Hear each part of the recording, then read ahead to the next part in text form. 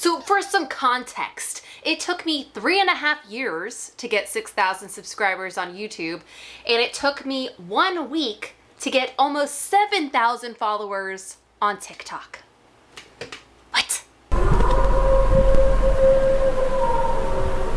What's up, weirdos? I'm Felicia and I like scary movies, and I'm finally back on YouTube. Oh, happy to be here. I just finished my first semester of grad school. Yesterday I turned in my final project, feeling free now, feeling summer coming, feeling lots of horror movies to talk about. But first, let's talk about this TikTok situation. So last week I did a Frankenstein inspired special effects makeup, big scar down my face for a class project. I was actually working on a horror theater lesson plan. Part of the assignment was to create a prop that would work well in your lesson plan. So of course, instead I decided to slash open my own face. And then when I had done it, I was so proud of it. I was feeling myself. I was feeling good. I was walking around my apartment being like, look, I did this. And I was like, ooh, I'm gonna make a TikTok. And then I remembered there was a TikTok trend with this song, God Loves Girls, where girls would be like getting ready, putting on their makeup, like getting pretty, whatever. And I was like, ooh, I'm gonna make my own horror version of this. So I made it, I put it up on TikTok, and I'm just gonna show you, it's only 4 shots, so I'm just gonna give you a scene breakdown. Shot 1, me taking my hair down. Shot 2, creepy smiling at the camera. Shot 3, pretending to do my makeup. Shot 4, Samara from The Ring on my bed.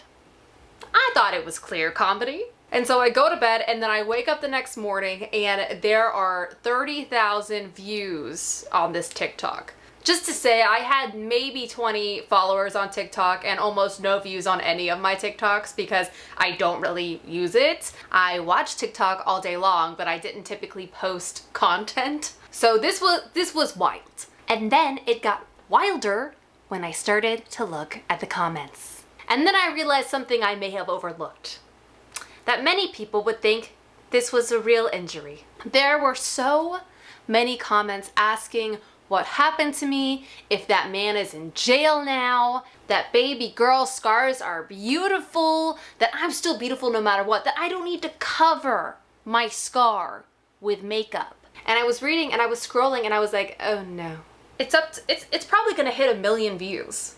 Like by the end of this week, I bet you it's gonna be at 1 million views. I can't even comprehend that many people seeing my face. But if I'm being totally honest, if I was going to go viral on the internet, it was going to be for something like this. It was going to be me accidentally freaking people out with something gore related. It just makes sense. But yeah, that's my TikTok adventure. I'm probably gonna make some more videos because why not? I'm trying to trick all of them into coming to YouTube. Hello? But yeah, that was just, I mean, it's crazy. So here I am, a new viral sensation.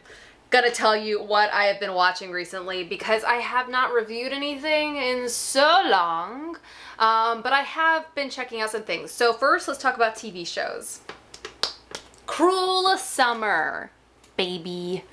Cruel Summer is a show on Freeform, of all things. This show, oof, it's like everything I love packed into one show. So the plot is Cruel Summer is an unconventional thriller that takes place over 3 summers, 1993, 1994, and 1995, in a small Texas town where a beautiful popular teen named Kate is abducted and a seemingly unrelated girl, Jeanette, goes from being sweet, awkward outlier to the most popular girl in town, and by 1995, the most despised person in America. So this show has many things I love.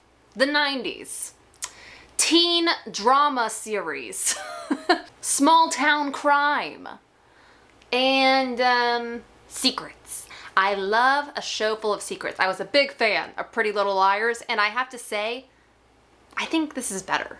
Oh my God. I just looked up the 2 main actresses. Jeanette is played by Chiara Aurelia.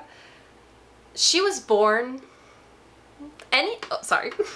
She was born in 2002. It truly blows my mind that anyone could have possibly been born after the year 2000. Why am I like this? Why does my brain work like this? That's wild. But one thing I do really like about this show is that though some of them are still in their early 20s, these actors feel much more like teenagers to me than in some other shows. Like, for example, like a lot of CW shows where it's just like, these are clearly people. These are not teenagers. Like the main girl, Jeanette, like she's 19 in real life and she looks like a teenager. And it's kind of nice to see actual teenagers playing these roles. It's good. But yeah, this is just one of those shows where the end of every episode, you want to hit the next one. It's such a great teen thriller. I just love it. It's on Thursdays at 10 p.m. on Freeform, and then I watched it on Hulu, so not all the episodes are out yet, but I think I watched the first like 6 or 7, and it's just, oof, some good drama. Next up, another small town crime TV show.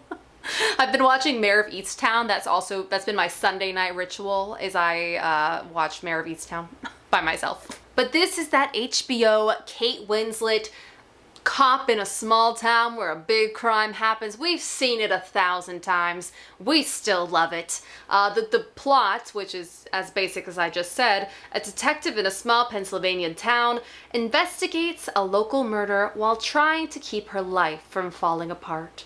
It's just nothing new, but I love every second of it. Seeing Kate Winslet in this kind of role, and she's just such an incredible actor. The writing's really good. Evan Peters is in it. You know how we love Evan Peters. Jean Smart is the grandma. I mean, it couldn't be better. That's all I have to say. Go watch it. All right, next I did watch The Woman in the Window, the movie that was supposed to come out for like the last 3 years, finally dropped on Netflix. Wow. So I read this book a couple of years ago and I freaking loved it. I was obsessed with this book. I was so excited when they were making a movie, though immediately I thought Amy Adams was like way too young to play the role of the lead. I thought it should have been like a little bit of an older woman. But the plot for this one is an agoraphobic woman living alone in New York begins spying on her neighbors only to witness a disturbing act of violence. So Amy Adams is looking out her window. She's scared to go outside. She sees something bad happen, but the whole movie is basically about gaslighting. And it's just, the story is amazing. I'll go ahead and say right now, I liked the book better than the movie.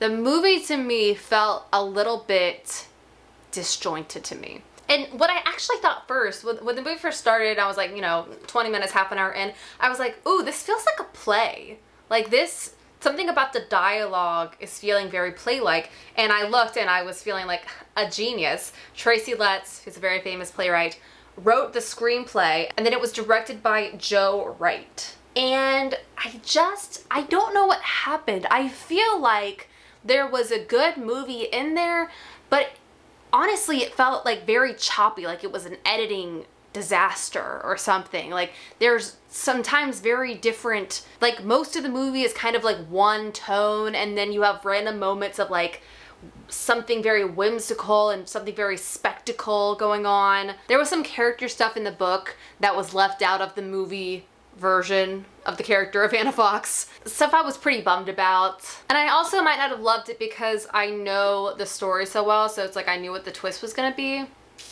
I don't know. But it just felt a little all over the place to me. Let me know what you thought of it down in the comments. Next up, I watched The Djinn, which is a movie I've been excited for a while. It's an IFC Midnight film. I typically like their stuff. So it was co-written and directed by David Chibanier and Justin Powell. And it looks like they actually worked on another movie together in 2020 called The Boy Behind the Door. And it has the same, or one of the same main kids, like actors. Interesting. But here's the plot for this one. A mute boy is trapped in his apartment with a sinister monster when he makes a wish to fulfill his heart's greatest desire. So this is kind of a be careful what you wish for film. So how did I feel about this one? I loved the actor. Ezra Dewey, oh my gosh, what a little star. Thought he was great. I was very excited at the beginning of the film. We have this like adorable son and his father moving into a new space. The son finds this book of shadows in a closet and he finds a wish-making spell So he performs it. I was like, ooh, the dark magic. I love it. I'm all about it. And it ended up being just okay for me. It was slow at times. And I have to just mention this one thing that made it really slow.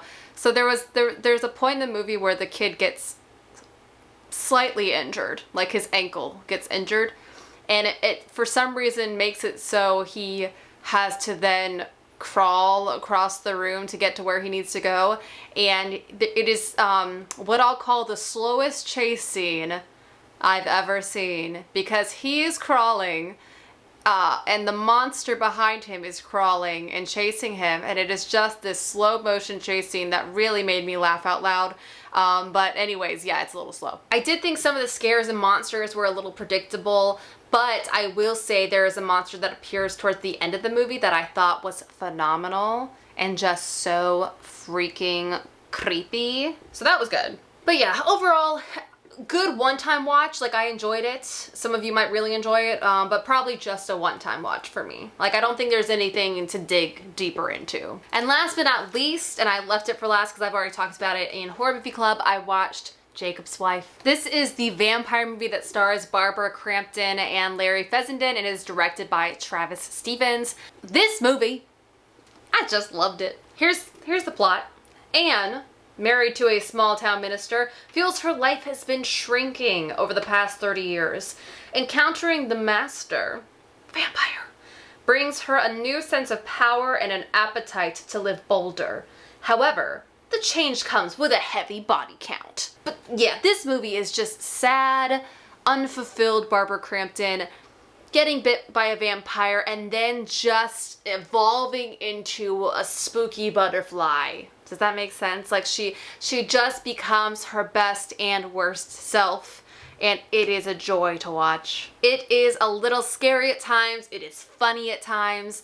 When you get to see the master, it's so classic and fun. Like, I just felt delighted by this entire film. If you like vampires, if you like Barbara Crampton, just off you go. Give them your money. But I think that's it for now. If you want to see the TikTok, I will link it in the description box of this video. Also, if you have things you want to see on my channel this summer, please leave it in a comment down below. I am in a planning phase right now. I'm just so excited I finally have time to work on YouTube and watch horror movies that I'm just freaking thrilled. So if you have things you want to see, put them in the comments. And I think that's it, people. Have an ice cream. Bye.